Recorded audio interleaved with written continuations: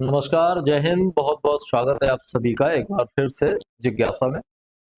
हम भारतीय अर्थव्यवस्था पढ़ क्या रहे थे?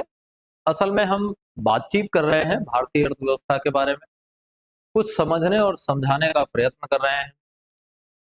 हम डेली लाइफ में जो भी चीजें देखते हैं उनके आधार पे हम भारतीय अर्थव्यवस्था का अध्ययन कर रहे हैं। पिछले दो लेक्चर्स में, दो वीडियोस में हमने अर्थव्यवस्था से जुड़ी जो प्रमुख प्रमुख अवधारणाएं हैं उन पे ठीक ठाक बात कर ली। आज हम कुछ ऐसी चीजों पे बात करने वाले हैं जिनसे हम आए दिन दो चार होते रहते हैं, या फिर जिनके बारे में आए दिन बातचीत होती रहती है। और कई बार ऐसा होता है कि हम उन नामों को सुन तो लेते हैं लेकिन उनके बारे में हमें जानकारी नहीं होती। तो आज के इस वीडियो में हम अर्थव्यवस्था के क्षेत्रकों की बात करेंगे, अर्थात हम आज बात करने वाले हैं सेक्टर्स ऑफ इकोनॉमी। ठीक है, हम किस पे बात करने वाले हैं? हम आज बात करने वाले हैं सेक्टर्स ऑफ इकोनॉमी। ठीक है, सेक्टर्स ऑफ इकोनॉमी। इकोनॉमी के कितने सेक्टर्स होते हैं या इकोनॉमी के सेक्टर्स को कितने भागों में विभाजित किया जाता है, हम इस पे आज चर्चा करेंगे। ये लेक्चर जब आप सुन रहे हैं, देख रहे हैं, तो बिल्कुल इजी होकर के बैठ जाइए। इकोनॉमिक्स का जो डर है आपके अंदर, उस डर को निकाल दीजिए। ये हालांकि टिपिकल सब्जेक्ट है, लेकिन अगर इसको सही से समझाया जाए तो उतना भी कठिन नहीं। असली समस्या आती है कि कम एग्जाम्पल्स का प्रयोग करके आपको थ्योरी रटवा देने का प्रयास इसको और कठिन बना देता है। लेकिन अगर हम डेली लाइफ में मिलने वाले एग्जाम्पल्स को उठा के इस बात को समझने का प्रयास करें तो चीजें थोड़ी आसान हो जाती हैं।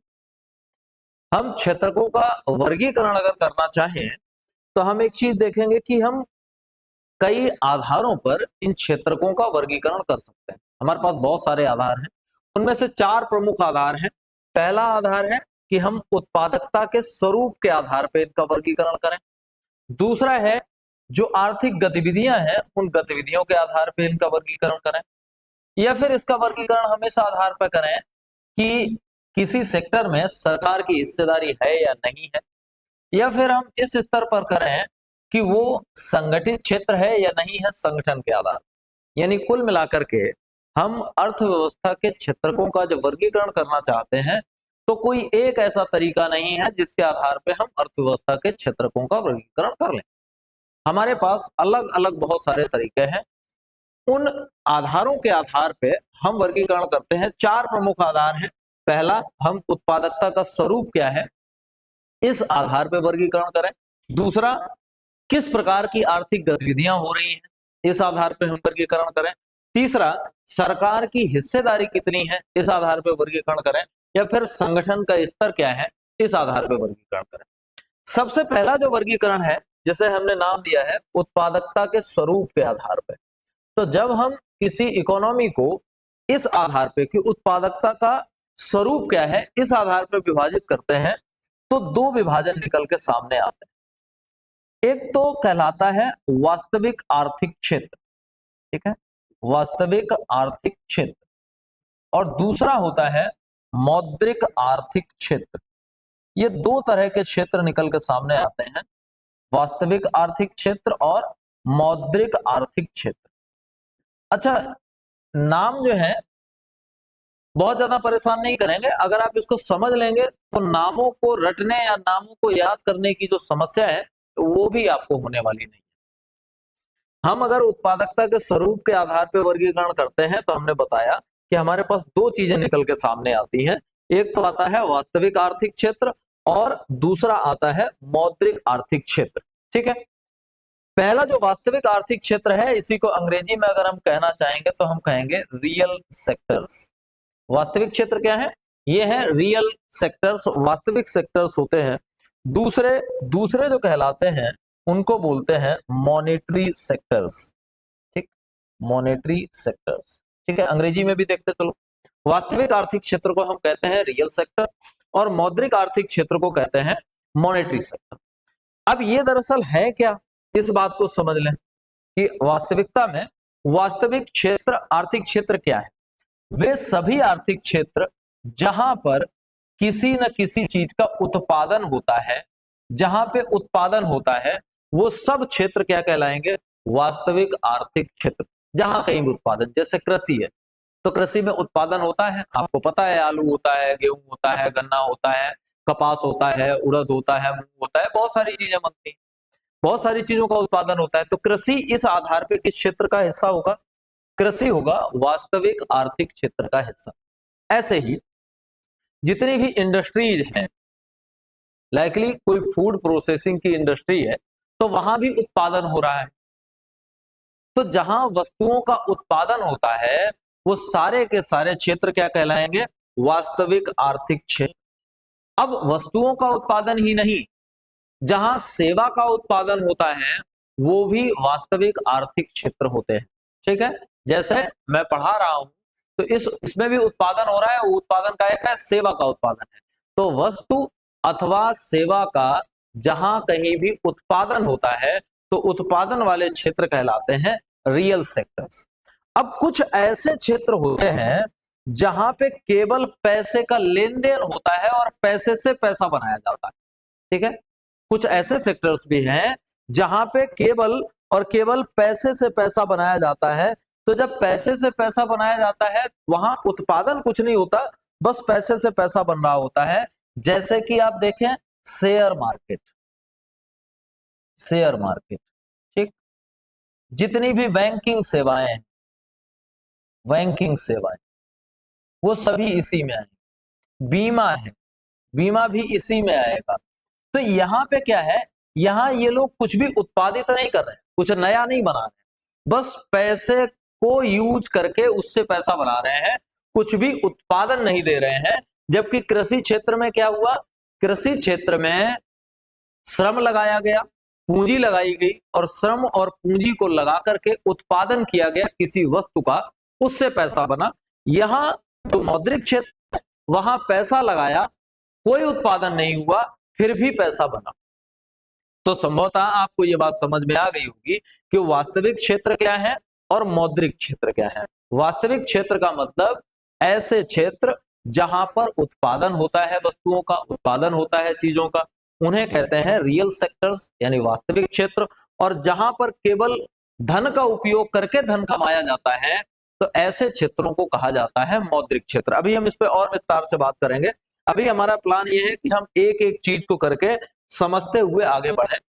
आगे देखिए, दूसरे तरीके से जो डिवीजन किया गया, जो विभेदन किया गया, दूसरा तरीका विभेदन का क्या है? दूसरा तरीका है विभेदन का कि आर्थिक गतिविधियां जिस तरह से होती हैं उस तरह से यहां से आपका प्रश्न आता है।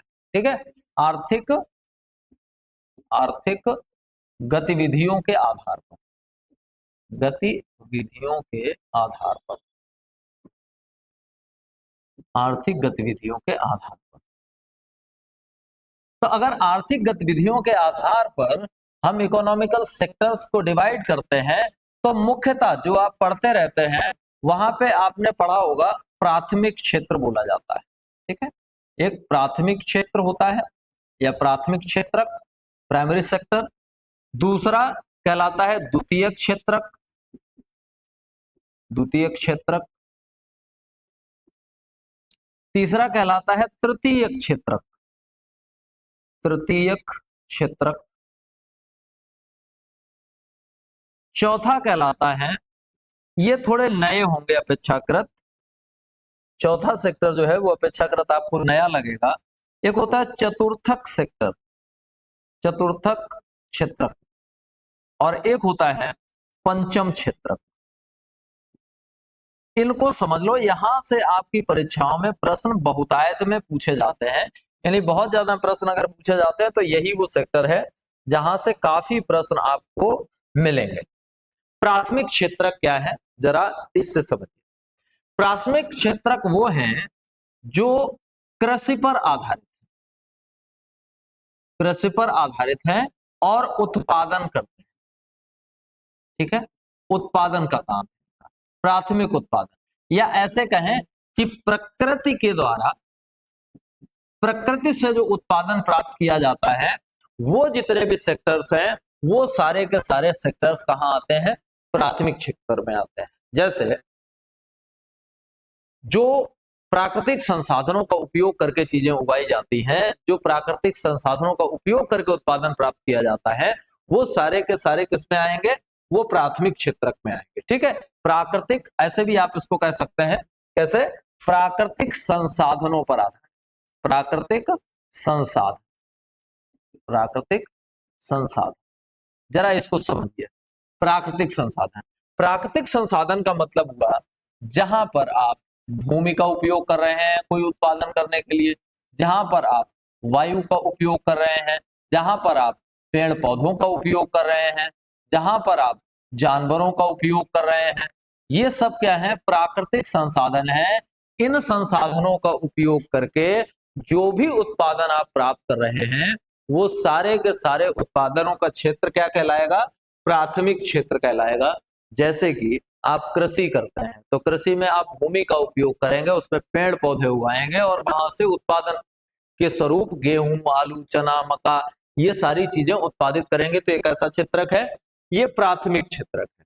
ठीक है, दूसरा, कृषि के अतिरिक्त और इसमें क्या हो सकता है, देखिए खनन का जो भी काम है, वहां क्या है, भूमि का आप उपयोग कर रहे हैं, भूमि से चीजें निकाल रहे हैं, तो भूमि नामक प्राकृतिक संसाधन का उपयोग करके वहां से आप लोहा, सोना, जो भी धातुएं और खनिज हैं, उन खनिजों को आप निकाल रहे हैं, तो ये भी क्या कहलाएगा, ये भी प्राथमिक क्षेत्रक में आएगा।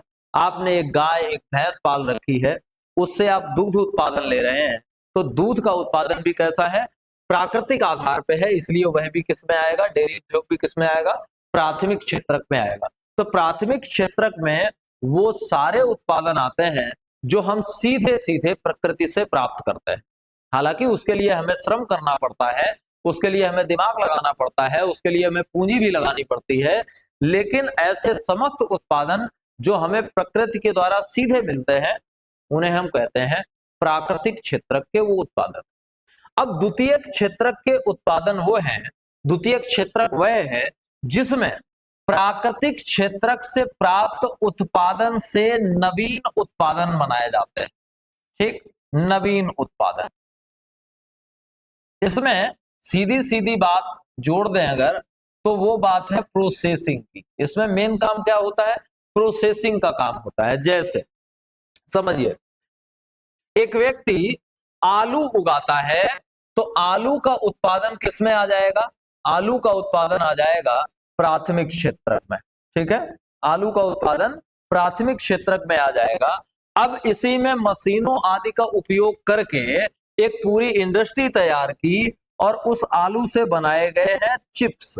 उस आलू से क्या बनाए गए, चिप्स। तो ये जो चिप्स का निर्माण है, ये एक फैक्ट्री के अंदर हुआ है, ये एक कंपनी के अंदर हुआ है, तो इसको, इस वाली व्यवस्था को कहेंगे, ये किसमें आता है, द्वितीय क्षेत्रक में आता है। ठीक है, प्राथमिक क्षेत्रक मतलब ऐसे उत्पाद जो डायरेक्टली हमें प्रकृति से प्राप्त होते हैं, प्राकृतिक संसाधनों से प्राप्त होते हैं। अब उन प्राप्त किए गए उत्पादों से कुछ और नया उत्पाद बना देना, वो किस क्षेत्र का हिस्सा होता है, वो होता है द्वितीय क्षेत्रक का हिस्सा। यानी इसमें जितनी भी इंडस्ट्रीज हैं, वो सारी इंडस्ट्रीज आती हैं। फिर बात आती है तृतीय क्षेत्र की। तृतीय क्षेत्र में उत्पादन जो है वो सेवा के रूप में आता है, यानी इसमें सेवा शामिल होती है। यानी जितनी भी सेवाएं हैं, जैसे एक अध्यापक है, एक डॉक्टर है, एक वकील है, वो सारी चीजें किसमें आएंगी, तृतीय क्षेत्रक में आएंगी। अब आप देखेंगे कि प्रकृति से सीधा उत्पादन प्राप्त करना प्राथमिक क्षेत्रक, प्रकृति से जो सीधा उत्पादन हुआ है उससे उत्पादन प्राप्त करना द्वितीय क्षेत्रक, सेवा कार्य जो है वो किसमें आएंगे, तृतीय क्षेत्रक में आएंगे। अब एक आता है चतुर्थक सेक्टर, इसमें शामिल किया गया है उच्च सेवा को। ठीक है, उच्च सेवा जैसे इसमें आते हैं वैज्ञानिक वगैरह। उच्च सेवा, उच्च सेवा में कौन आएगा, वैज्ञानिक वगैरह आ जाएंगे। यानी ये लोग डायरेक्टली कुछ नहीं करते, लेकिन इन सेक्टर्स के उत्पादन में वृद्धि के लिए, इन सेक्टर्स में उत्पादन में वृद्धि हो, इसके लिए ये लोग काम करते हैं, इसके लिए ये लोग प्रयोग करते हैं, इसके लिए ये लोग नए नए तरीके खोजते हैं। तो वैज्ञानिक आदि उच्च सेवा में होंगे, और ये उच्च सेवा वाले लोग कहाँ आ जाएंगे? चतुर्थक क्षेत्रक में। और पंचम क्षेत्रक में वो लोग आते हैं जो उपरोक्त सारी चीजों के लिए रेगुलेशंस बनाते हैं, नियम बनाते हैं, कानून बनाते हैं, जैसे कानून निर्माता, राष्ट्रपति आदि। जो भी कानून बनाने वाले लोग हैं, कानून निर्माण की जो प्रक्रिया है वो कौन से क्षेत्रक में आती है? पांचवें क्षेत्रक में आती है, पंचम क्षेत्रक में आती है। तो आई थिंक आर्थिक गतिविधियों के आधार पर जो 5 भाग हैं वो आपको समझ में आए होंगे। अभी और डिटेल में और एग्जांपल्स के साथ भी हम बात करेंगे, अभी केवल एक बार समझते हुए चलें। फिर अगला जो वर्गीकरण है वो इस आधार पे है कि सरकार की हिस्सेदारी कहां कैसी है। इस आधार पर सरकार की हिस्सेदारी के आधार पर, सरकार की हिस्सेदारी के आधार पर, यानी अब हम बात करने वाले हैं कि क्षेत्रकों को सरकार की हिस्सेदारी के आधार पर कितने भागों में बांटते हैं। तो सरकार की हिस्सेदारी के आधार पर क्षेत्रक 2 भागों में बांटे जाते हैं। पहले भाग को वो हम बोलते हैं सार्वजनिक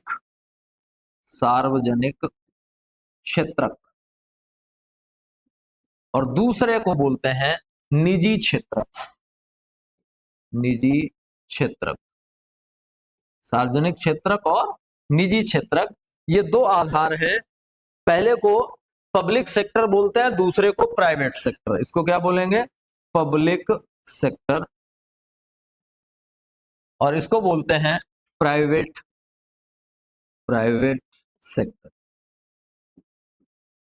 जरा इस बात को समझिए। इसका आधार ये है कि यदि कोई उत्पादन इकाई, ठीक है, यदि कोई उत्पादन इकाई सरकार की अंडरटेकिंग में, सरकार उसको चला रही है, सरकार उसको देख रही है, तो हम उस उपक्रम को बोलते हैं कि वो पब्लिक सेक्टर का उपक्रम है, वो सार्वजनिक क्षेत्र का उपक्रम है। और यदि सरकार उसे नहीं देख रही है, कोई व्यक्ति उसको देख रहा है, किसी निजी व्यक्ति के हाथों में है, तो ऐसी स्थिति को बोलते हैं कि वो प्राइवेट सेक्टर होता है। आई थिंक आपको समझ में आ गया होगा। ऐसी अंडरटेकिंग्स जो सरकार के हाथ में होती हैं वो कहलाती हैं सार्वजनिक क्षेत्रक, और जो व्यक्ति विशेष के हाथ में होती हैं वो कहलाते हैं प्राइवेट सेक्टर्स। ठीक है, इसका एक अच्छा सा एग्जांपल आप देखेंगे अपने आसपास का। जो सरकारी अस्पताल है या जो सरकारी स्कूल है, जो सरकारी अस्पताल या सरकारी स्कूल है, वो सरकारी अस्पताल या सरकारी स्कूल किस क्षेत्र में आएगा? सार्वजनिक क्षेत्र का हिस्सा है। ठीक है, वो सार्वजनिक क्षेत्र का है। और अगर प्राइवेट अस्पताल या प्राइवेट स्कूल है, वो किस में आना है? वो है निजी क्षेत्र का भाग। ठीक है, अब तीसरा तरीका ये हो गया। इसके बाद एक और बचता है संगठित और असंगठित, यानी संगठन के आधार पर। ठीक है, अगला जो है वो संगठन के आधार पे है। इसको भी देख लेते हैं। संगठन के आधार पर, संगठन के आधार पर, संगठन के आधार पर जो क्षेत्रक होते हैं इकोनॉमी के, वो 2 होते हैं। पहला तो जो क्षेत्रक होता है उसको बोलते हैं हम संगठित क्षेत्र, और दूसरा वो कहलाता है असंगठित क्षेत्र, असंगठित क्षेत्र।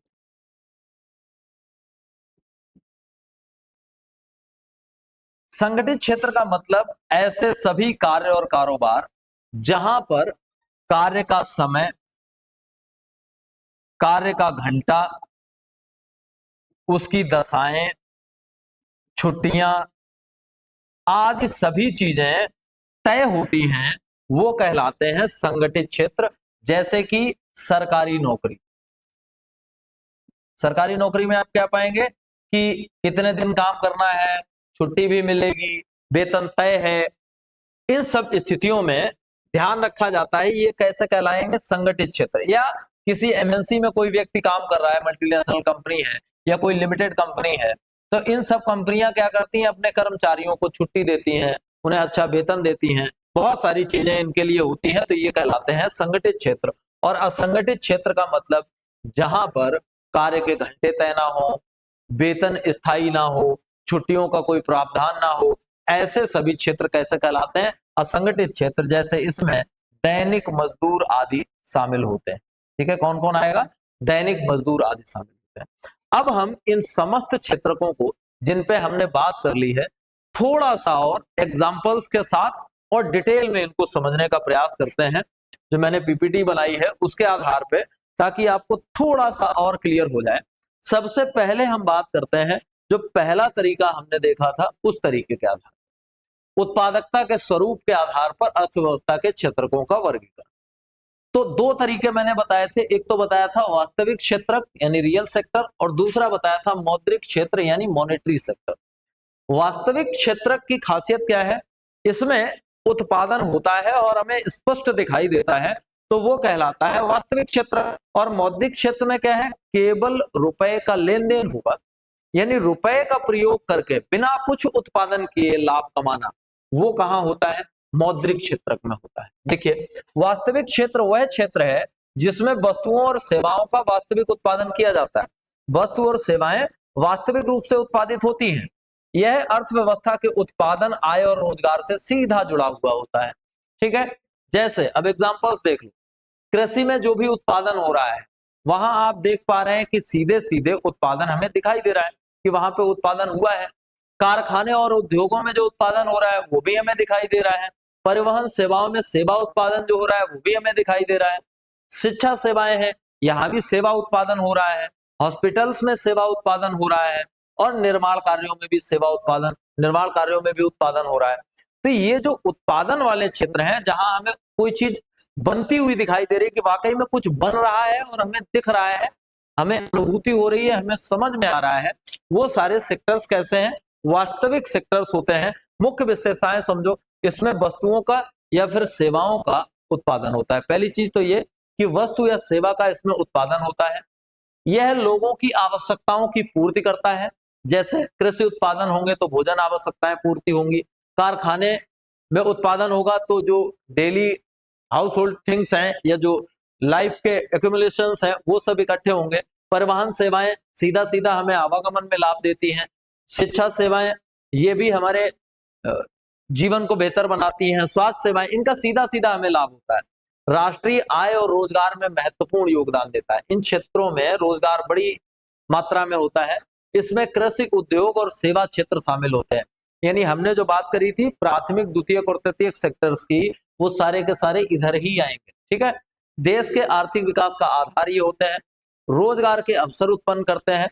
वस्तुओं और सेवाओं की उपलब्धता बढ़ती है।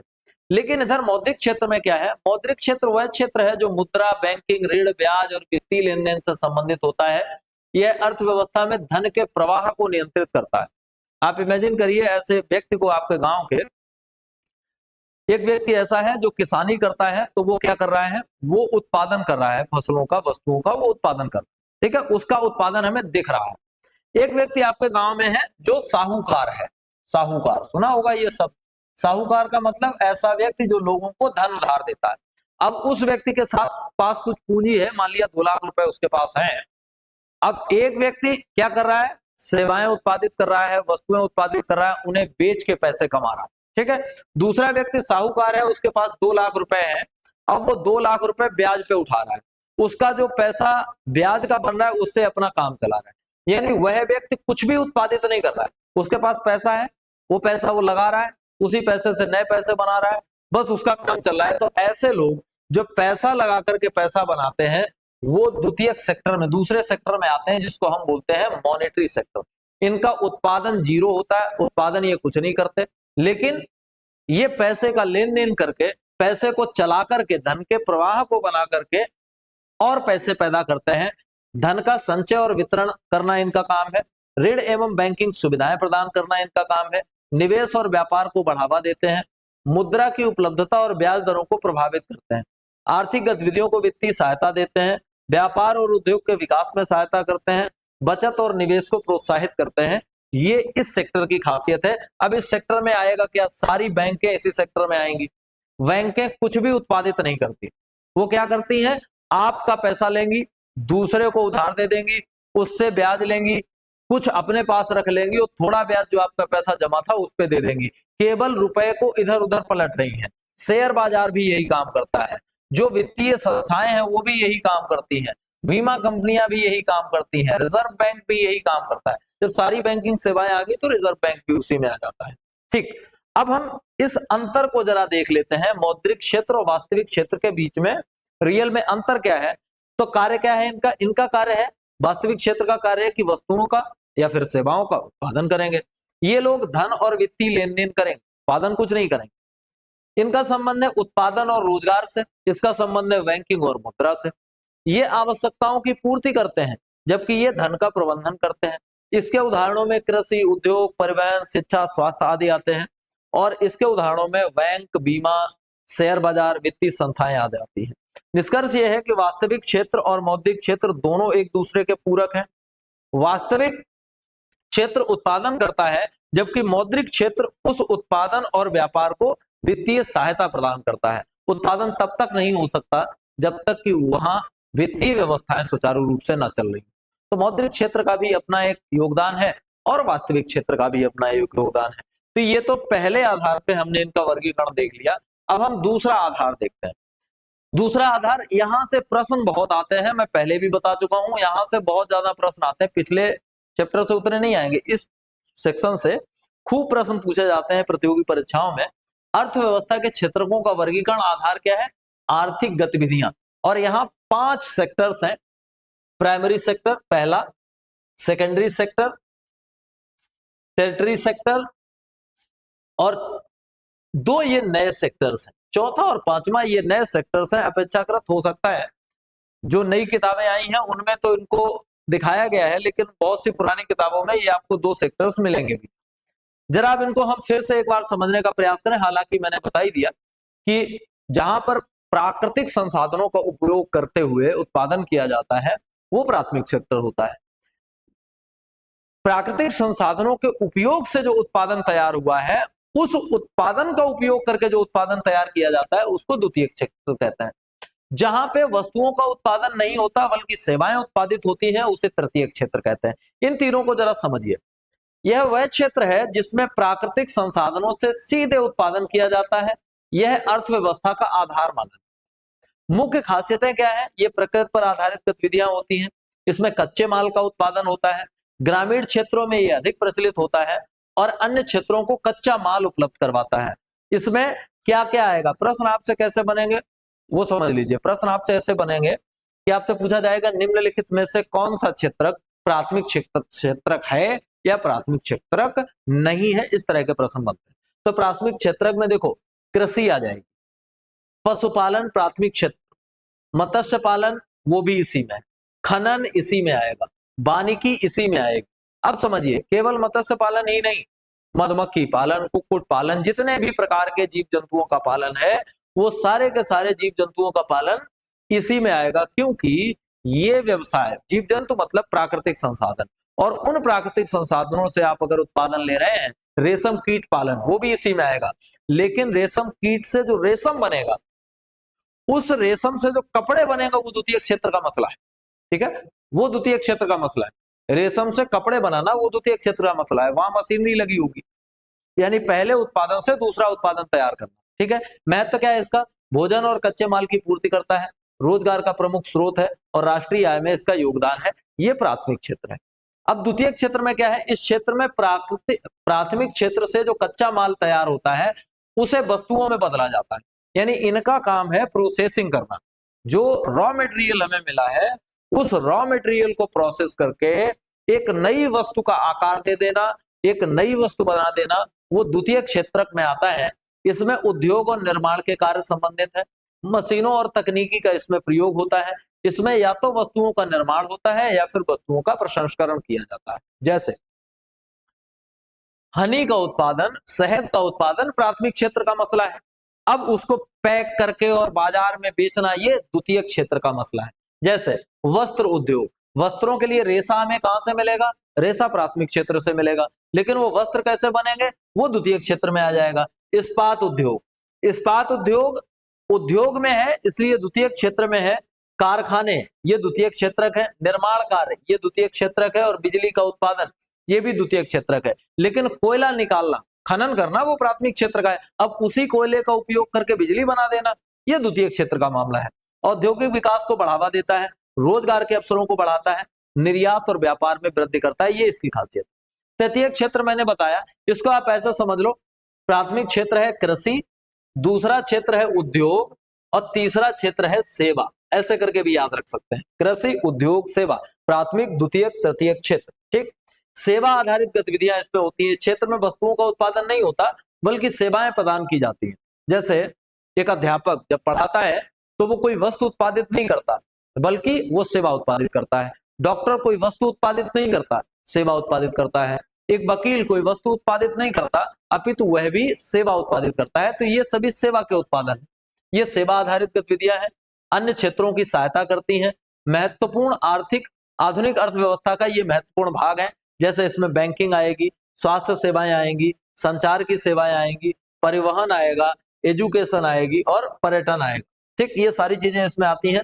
व्यापार एवं उद्योग को सहयोग देना, लोगों की सुविधाओं में वृद्धि करना, आर्थिक गतिविधियों को गति देना। अब चतुर्थक क्षेत्र समझ लो, ये तो बहुत बार आपने हो सकता है पढ़ा हो, किताबों में दिया जाता है। चतुर्थक और पंचम क्षेत्र को आप सही से समझ लीजिए। चतुर्थक क्षेत्र में मैंने बताया कि ये भी सेवाएं ही हैं, हालांकि सेवाओं का मामला तृतीय क्षेत्र में है। चतुर्थक क्षेत्र में भी सेवाएं हैं, लेकिन मैंने कहा था कि ये सेवाएं कैसी हैं, उच्च स्तरीय सेवाएं हैं। ये उच्च स्तर की सेवाएं हैं, यानी इसमें क्या शामिल है, इस क्षेत्र में ज्ञान, सूचना और उच्च कौशल आधारित सेवाएं शामिल होती हैं। जिनमें ज्ञान हो, जिनमें इंफॉर्मेशन हो और जिनमें उच्च कौशल हो, हायर स्किल, वो चीजें इसमें शामिल होती हैं।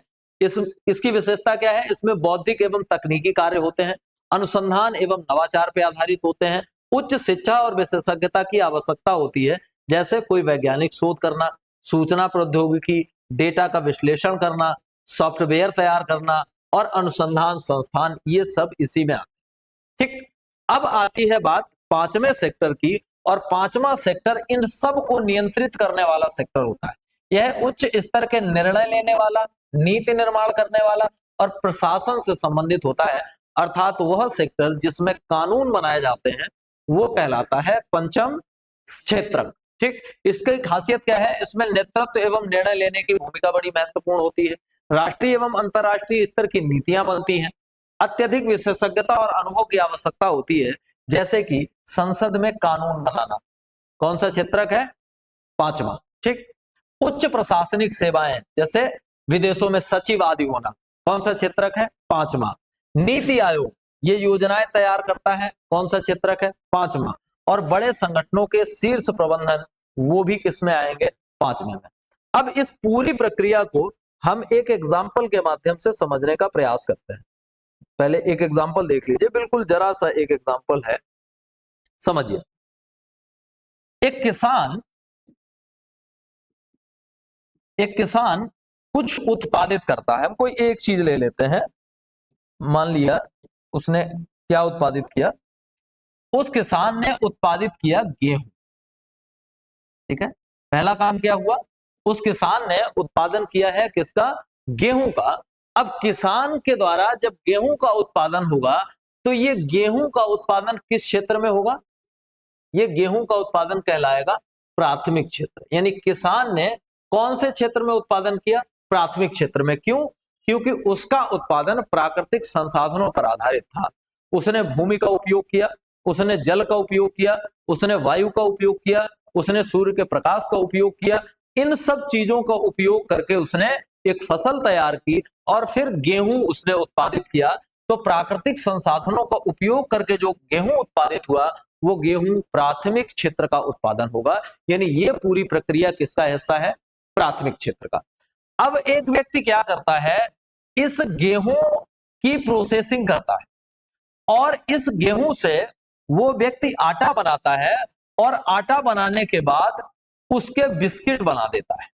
ठीक है, एक व्यक्ति क्या करता है, एक व्यक्ति ये करता है कि वह इसी गेहूं का उपयोग करके बिस्किट बना देता है। यानी प्राथमिक क्षेत्र का जो उत्पादन था उसने उसी उत्पादन का उपयोग करके एक नई चीज बना दी, एक नया उत्पादन बना दिया जिसका नाम है बिस्किट। अब इस बिस्किट के निर्माण में उसको कई मशीनों, कई उपकरणों की आवश्यकता पड़ी होगी। जैसे उसे इसे पकाने के लिए भट्टी की आवश्यकता पड़ी होगी, उसे कुशल लोगों की आवश्यकता पड़ी होगी। तो एक उसने छोटी मोटी मशीनरी, फैक्ट्री या बेकरी बनाई होगी, तब जाकर के वो इस बिस्किट का निर्माण कर पाया। तो ये जो बिस्किट है, अब देखिए किसान के द्वारा उत्पादित गेहूं प्राथमिक क्षेत्रक का हिस्सा है, और उसी गेहूं से बना बिस्किट क्या हो गया, द्वितीयक क्षेत्रक है। ये कौन सा क्षेत्रक है, द्वितीयक क्षेत्रक। अब बिस्किट बनाना प्रत्येक व्यक्ति के बस की बात तो है नहीं, एक कुशल व्यक्ति होगा वही बिस्किट बनाएगा।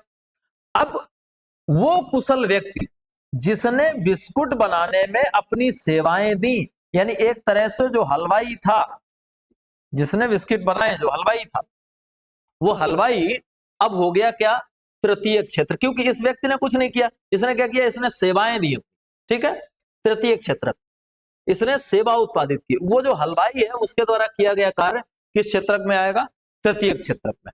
अब समझिए ये बिस्किट कितना पोषण देगा, उसमें पोषण का लेवल क्या होगा, क्या इस बिस्किट में विटामिन B12 होगा, B6 होगा, क्या इसमें प्रोटीन की मात्रा होगी तो कितनी होगी, इसमें कार्बोहाइड्रेट कितना होगा, क्या ये मानव के स्वास्थ्य पे अच्छा असर डालेगा, खराब असर डालेगा, बिस्किट का स्वाद कैसे ज्यादा अच्छा होना चाहिए, बिस्किट में कोई ऐसी चीज ना चली जाए जो जहरीली हो, इस बात पे शोध करने का काम एक वैज्ञानिक के द्वारा किया जाएगा। कौन करेगा इस पे शोध, एक वैज्ञानिक करेगा। अब ये वैज्ञानिक जो इस बात पे शोध कर रहा है कि बिस्किट की क्वालिटी कैसी होनी चाहिए, उसमें कौन कौन से पोषक तत्व होने चाहिए, कौन से नहीं होने चाहिए, ये उच्च कौशल का काम है, उच्च शिक्षित व्यक्ति का काम है। वो व्यक्ति कौन है, वैज्ञानिक। तो वैज्ञानिक किसमें आ गया, चतुर्थ श्रेणी में, या चतुर्थ क्षेत्र का हिस्सा हो गया कौन, वही वैज्ञानिक।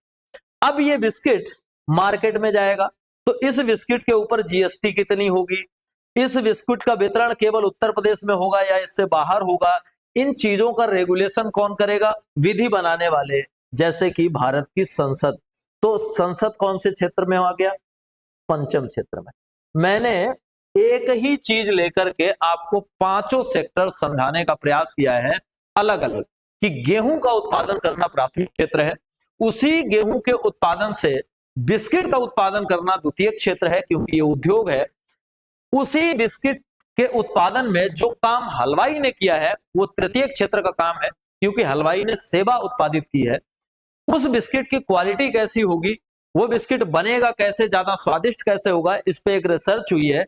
ये भी सेवा का काम है, लेकिन ये उच्च स्तरीय सेवा है, बहुत स्किल्ड और पढ़े लिखे व्यक्ति के द्वारा ही की जा सकती है। तो वो वैज्ञानिक कौन से क्षेत्र का होगा, चौथे क्षेत्र का। और उस बिस्किट का रेट क्या होगा, उस पर जीएसटी कितनी पड़ेगी, इन सब चीजों का रेगुलेशन हमारा संसद कानून बना करके करता है। तो वो संसद द्वारा कानून बनाया जाना कौन सा क्षेत्रक है, पंचम क्षेत्रक।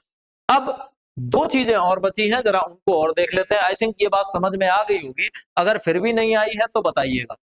सरकार की हिस्सेदारी के आधार पर अर्थव्यवस्था के क्षेत्रकों का वर्गीकरण मैं बता चुका हूं। इसमें दो तरह से वर्गीकरण होता है, एक तो सरकारी चीजें और दूसरी गैर सरकारी चीजें। इस बात को अगर और समझना चाहो तो शायद मैंने पिछले वीडियो में बताया भी था, और नहीं बताया था तो मैं फिर बता दे रहा हूं। विश्व में दो प्रकार की व्यवस्थाएं हैं, एक व्यवस्था कहलाती है समाजवादी व्यवस्था इकोनॉमी में, और दूसरी कहलाती है पूंजीवादी व्यवस्था। समाजवादी व्यवस्था का मतलब ऐसी व्यवस्था जहां पर उत्पादन के सभी कार्य वहां की सरकार करती है, तो उसे बोलते हैं समाजवादी अर्थव्यवस्था। और जहां पर व्यक्ति विशेष करते हैं उत्पादन के समस्त कार्य, उसे बोलते हैं पूंजीवादी अर्थव्यवस्था। हालांकि निरपेक्ष रूप से दुनिया का कोई भी देश समाजवादी या पूंजीवादी नहीं है, लेकिन फिर भी देशों का कुछ स्वरूप ऐसा होता है कि परसेंटेज कम या ज्यादा होती है। जैसे भारत 1990 तक ज्यादातर समाजवादी अर्थव्यवस्था में था, लेकिन 1990 के बाद ऐसे परिवर्तन आए कि पूंजीवादी अर्थव्यवस्था धीरे धीरे करके बढ़ना शुरू हो गई। अमेरिका की बात करें तो अमेरिका पूंजीवादी है, बस उतनी बात आपको समझनी है। ऐसी चीजें जिनकी अंडरटेकिंग सरकार की है वो पब्लिक सेक्टर्स में है, और जो निजी व्यक्तियों के हाथों में है, प्राइवेट लोगों के हाथों में है, वो प्राइवेट सेक्टर्स हैं। एग्जाम्पल्स देख लो, सार्वजनिक क्षेत्र वह क्षेत्र है जिसका स्वामित्व, नियंत्रण और संचालन सरकार के हाथों में होता है। इसका मुख्य उद्देश्य जन कल्याण और देश का विकास होता है। विशेषताएं समझिए, सरकार द्वारा संचालित और नियंत्रित होती हैं, लाभ कमाने के साथ साथ जनता की सेवा पे भी जोर होता है, आवश्यक वस्तुओं और सेवाओं की उपलब्धता सुनिश्चित रहती है, बड़े पैमाने पर पूंजी का निवेश होता है और राष्ट्रीय हित को प्राथमिकता दी जाती है, जैसे भारतीय रेलवे। ठीक, सरकार की अंडरटेकिंग में चल रहा काम है, तो ये भी सार्वजनिक क्षेत्र का है। डाक विभाग सार्वजनिक क्षेत्र का है। सरकारी बैंकें सार्वजनिक क्षेत्र की है, जो नवरत्न कंपनियां हैं जैसा वेल है, ओएनजीसी है, ये भी। और अस्पताल और विद्यालय आपको दोनों सेक्टर्स में मिलेंगे। जो गवर्नमेंट के अस्पताल या विद्यालय हैं उन्हें हम कहेंगे कि वो पब्लिक सेक्टर के हैं, और जो व्यक्तियों के अपने हैं उनको कहेंगे कि वो प्राइवेट सेक्टर के हैं। निजी क्षेत्र वह है जिसका स्वामित्व और संचालन निजी व्यक्तियों के द्वारा होता है, कंपनियों या उद्योगपतियों के हाथ में होता है। इनका मुख्य उद्देश्य जो है वो लाभ कमाना होता है। तो बेसिक अंतर जो है पब्लिक सेक्टर्स और प्राइवेट सेक्टर्स के बीच में वो ये है कि भाई पब्लिक सेक्टर जो है वो जन कल्याण के लिए भी काम करता है, जबकि प्राइवेट सेक्टर का मुख्य उद्देश्य होता है लाभ कमाना। उन्हें जन कल्याण से कोई खास लेना देना नहीं होता है, लाभ कमाना उनका काम होता है। इनमें कौन कौन शामिल हो जाएगा, जैसे टाटा समूह है, रिलायंस है, कोई निजी बैंक है जैसे कि एचडीएफसी, निजी विद्यालय है, निजी अस्पताल है और आईटी कंपनियां हैं। ये सब प्राइवेट सेक्टर्स के एग्जांपल्स हैं। अब एक और बचा है, उसको और हम देख लेते हैं। अगर हम संगठन के आधार पर वर्गीकरण करते हैं इकोनॉमी का, अर्थव्यवस्था के क्षेत्रकों का, तो हम पाते हैं कि दो तरह के सेक्टर्स हमारे पास होते हैं। एक तो होता है संगठित क्षेत्र, यानी कि अंग्रेजी में कहें तो ऑर्गेनाइज्ड सेक्टर, और दूसरा होता है असंगठित क्षेत्र यानी अनऑर्गेनाइज्ड सेक्टर। अब दोनों की खासियत क्या है मैं बता चुका हूं। संगठित क्षेत्र वह है जहां कार्य व्यवस्थित ढंग से होता है तथा सरकार द्वारा बनाए गए नियमों और कानूनों का प्रॉपरली पालन किया जाता है। एक बात याद रखें कि जो संगठित क्षेत्र है वो पब्लिक सेक्टर भी हो सकते हैं, ठीक है, वो पब्लिक सेक्टर्स भी हो सकते, ऐसा नहीं है कि सरकारी वाले ही संगठित होंगे, गैर सरकारी नहीं। और ये प्राइवेट सेक्टर्स भी हो सकते हैं, दोनों ही हो सकते हैं। समझिए कैसे, जैसे एक व्यक्ति एक सरकारी विद्यालय में पढ़ाता है, और सरकारी विद्यालय में पढ़ाता है तो उसकी छुट्टियां तय हैं, उसका वेतन तय है, तो वो सारी चीजें संगठित हैं, तो वो संगठित क्षेत्र का, ऑर्गेनाइज सेक्टर का। लेकिन एक व्यक्ति जो प्राइवेट विद्यालय में पढ़ाता है उसका भी सब कुछ तय है, एक अच्छे बड़े प्राइवेट विद्यालय में पढ़ाता है तो उसकी भी सारी चीजें तय है, तो वो भी ऑर्गेनाइज सेक्टर में ही आएगा। इसका गवर्नमेंट से लेना देना नहीं है। कोई बड़ी एमएनसी है, बड़ी मल्टीनेशनल कंपनी है, तो वो भी ऑर्गेनाइज सेक्टर का हिस्सा होता है। उसके ऊपर सरकार के नियम कायदे कानून सब लागू होते हैं, भले ही वो सरकार का नहीं होता है।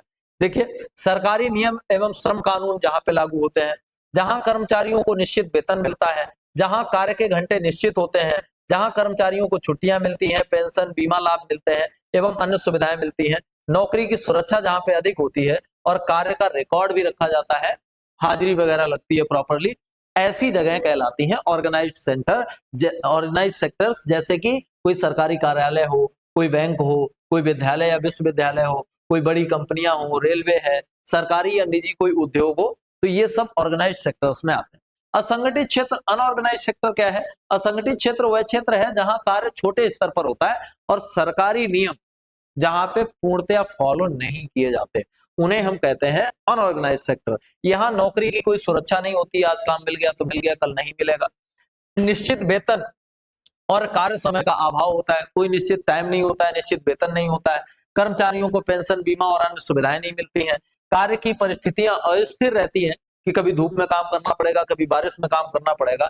लेकिन यहाँ कम पूंजी और कम साधनों का उपयोग होता है। बड़ी संख्या में लोगों को ये रोजगार प्रदान करता है, कम पूंजी में रोजगार के अवसर उपलब्ध करवाता है, और ग्रामीण क्षेत्रों में खासकर गरीब वर्गों में इसी प्रकार का क्षेत्र हमें देखने को मिलता है।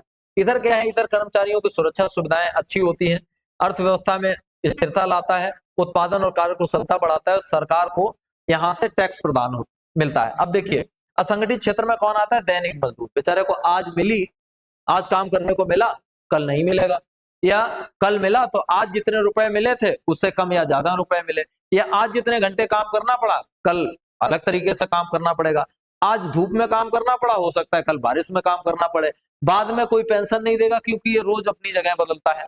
ठीक है, रिक्शा चालक, इसके साथ भी ऐसे ही घरेलू काम करने वाले लोग, छोटे छोटे दुकानदार, खेतिहर मजदूर और सड़क के किनारे के जो विक्रेता हैं, वो सब असंगठित क्षेत्र या अनऑर्गेनाइज्ड सेक्टर्स का हिस्सा होते हैं। तो आज हमने 4 आधारों पर अलग अलग इकोनॉमिक सेक्टर्स पे हमने बात की, इकोनॉमी के सेक्टर्स पे हमने बात की। आशा है ये सारी चीजें आपको विधिवत समझ में आई होंगी। कितना समझ में आया, कितना नहीं समझ में आया, इसके लिए आप अपना कमेंट छोड़ सकते हैं। मैं बाद में उन कमेंट्स को देखूंगा और कल के वीडियो में कुछ और बेहतर ढंग से प्रस्तुत करने का प्रयास करूंगा। तो जुड़े रहिए जिज्ञासा के साथ। मिलेंगे कल फिर एक नए वीडियो में। तब तक के लिए नमस्कार।